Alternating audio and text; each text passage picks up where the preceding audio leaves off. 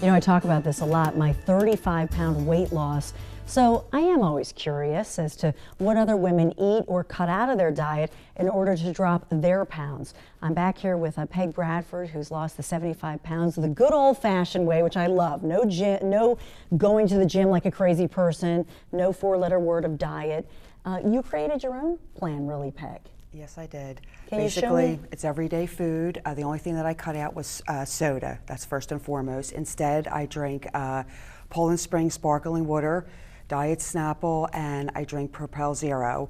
And the sparkling, I do that too. I cut out the diet like you did, but it's to feel like you're getting a little something, right? Little treat. A little more satisfying than plain water for me, anyway. And then in the morning, before breakfast, about an hour and a half before, I eat Kind bars. There's plenty of different flavors, they're excellent. Now those don't have the high fructose like a lot of granola bars, right? Yes, So you they're have to read high your in labels. exactly. They're high in protein and loaded with a lot of wonderful things as opposed to some other protein bars on the market. And then after that, for breakfast, I have, believe it or not, Cocoa Puffs. I love this I know one. that's hard to believe, but contrary to belief, there's a lot of healthy cereals, they say, that are loaded with many more calories and additives than Cocoa Puffs. And you just love Cocoa Puffs, so And I you're not love gonna them, deprive yourself. and it makes me happy. So I have those for breakfast, and then at lunchtime, I have either peanut butter and crackers. And that's whole fat, And that's whole real fat peanut butter.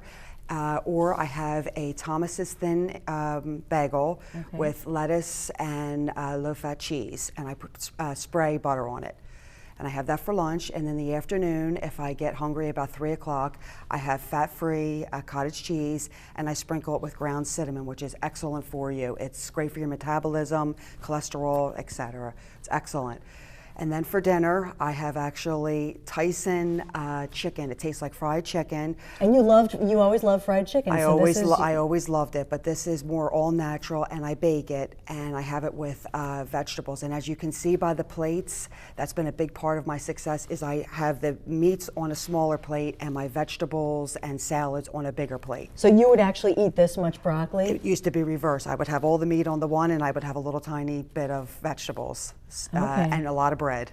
Now I want to get back to talking about, because I disagree with you, and because we're sharing our secrets of how. See, I eat more protein than you, but I cut out things like, even though it's a thin bagel slice, so we all have to find our happy medium. I think I eat more protein. Exactly. But you have to be able to be satisfied. And the big thing that I used to get caught up in is I would stick with the low-fat things. Everything, if it was low-fat, it was good. Now I find that I really am aware of food labels, that low fat means they're making up for it somewhere else. And like pretzels is the calories. I would eat 50 pretzels and not think about it. Now I see that 5 pretzels can be 200 calories. So now I'm much more aware of food labels, and I make better choices for the amount of calories. And that's one thing that I found too, that a lot of times it's almost like a scam, because it says all natural, low fat. Absolutely. Then you start reading the label on the back and you go, holy smokes, this has double the calories as the full fat item that's going to satiate your body. When they're saying low fat or no fat, somehow, some way they're making up for it in another way. They're filling it with something else. Sometimes, yeah, it's not all the time, but sometimes. But you really have to be much more aware of that as a consumer, and that's really a big part of my success in losing the weight. Now the interesting thing is that you and I both found the fat-free cottage cheese. Yes. And with the cinnamon, and I do that too, because Dr. Muroff, my doctor, had told me, because I crashed, you said 3 p.m., and that's my time. You're in car line, picking up the kid, your 6-year-old, I have a 6-year-old, and your blood sugar, everybody's blood sugar crashes at some point during the day. So the trick is to eat something that's pure protein to make your body work for the sugar. Absolutely. Right?